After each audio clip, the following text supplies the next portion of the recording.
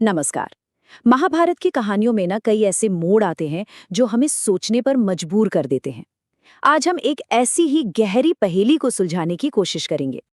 तो वो सवाल क्या है? सवाल ये है कि सर्वज्ञानी भगवान कृष्ण, जिनके होते हुए कुछ भी हो सकता था, उन्होंने अपने ही प्रिय भतीजे वीर अभिमन्यु को युद्ध में मारे जाने क्यों दिया? आखिर क्यों? इस सवाल का जवाब ढूंढने के लिए ना हमें महाभारत के युद्ध के मैदान में वापस चलना होगा और ये समझना होगा कि कृष्ण को उस भयानक साजिश के बारे में क्या और कितना पता था। तो कहानी शुरू होती है कुरुक्षेत्र के मैदान से। कृष्ण वो सब कुछ जानते थे। उन्हें ये भी पता था कि कौरवों ने युवा योद्धा अभिमन्यु के खिलाफ एक बहुत ही खास और जानलेवा साजिश रची है। और ये पूरी साजिश ये बुनी गई थी एक ऐसी सैन्य रचना के इर्द गिर्द जो अपने आप में एक मौत का जाल थी। इसका नाम था चक्रव्यूह। अब ये चक्रव्यूह था क्या? सोचिए, एक घूमते हुए पहिए जैसी फौजी घेराबंदी, कई परतों वाली। इसके हर दरवाजे पर एक महारथी तैनात था और इसे बनाया था गुरु द्रोणाचार्य ने, जिनका मानना था कि ये अभेद्य है, इसे कोई तोड़ ही नहीं सकता। तो कहने को तो इस व्यूह का मकसद था राजा युधिष्ठिर को बंदी बनाना, पर ये तो सिर्फ एक दिखावा था। असली निशाना कोई और था। असली निशाना था अभिमन्यु। क्यों? क्योंकि उस वक्त युद्ध के मैदान में मौजूद योद्धाओं में से सिर्फ अभिमन्यु ही इसे भेदना जानता था। और यहीं कहानी में एक बहुत ही दुखद मोड़ आता है। देखिए, अभिमन्यु ने अपनी माँ के गर्भ में ही चक्रव्यूह में घुसने की कला सीख ली थी, लेकिन इससे पहले कि वो बाहर निकलना सीख पाते उनकी माँ सो गई। तो ज्ञान अधूरा रह गया। अंदर जाने का रास्ता पता था, बाहर आने का नहीं। लेकिन फिर भी उस वीर की बहादुरी तो देखिए। इस अधूरे ज्ञान के साथ भी वो अकेले ही चक्रव्यूह में घुस गया और एक के बाद एक 7 में से 6 दरवाजे तोड़ दिए। कौरवों की सेना में सचमुच हाहाकार मच गया था। पर 7वें और आखिरी दरवाजे पर युद्ध के सारे नियम ताक पर रख दिए गए। सारे बड़े बड़े कौरव योद्धाओं ने मिलकर अकेले अभिमन्यु पर एक साथ हमला कर दिया और वहीं उस वीर का अंत हो गया। और सबसे ज्यादा दिल दहला देने वाली बात जानते हैं क्या है?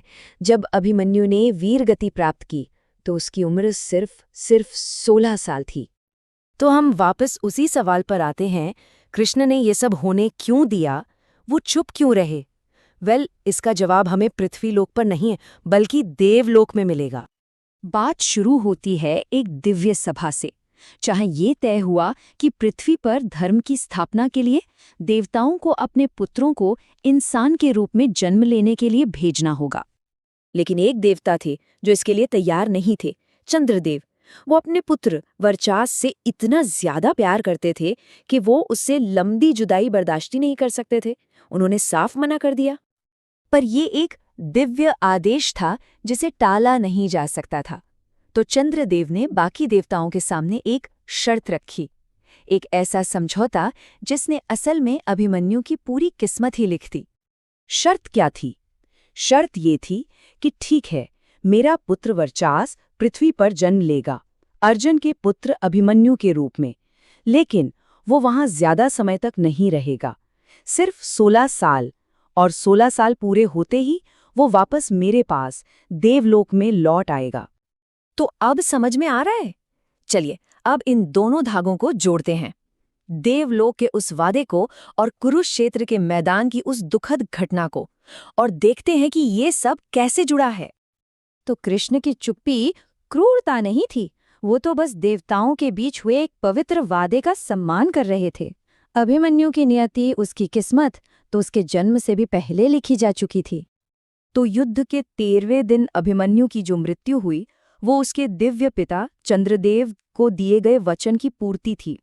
ये सुरक्षा में कोई चूक नहीं थी, बल्कि धरती पर उसके छोटे लेकिन बहुत ही गौरवशाली जीवन के मकसद का पूरा होना था। तो आखिर में सवाल ये उठता है कि ये सब क्या था? क्या ये सिर्फ नियति थी, किस्मत का लिखा, या फिर एक दिव्य वचन को निभाने की जिम्मेदारी?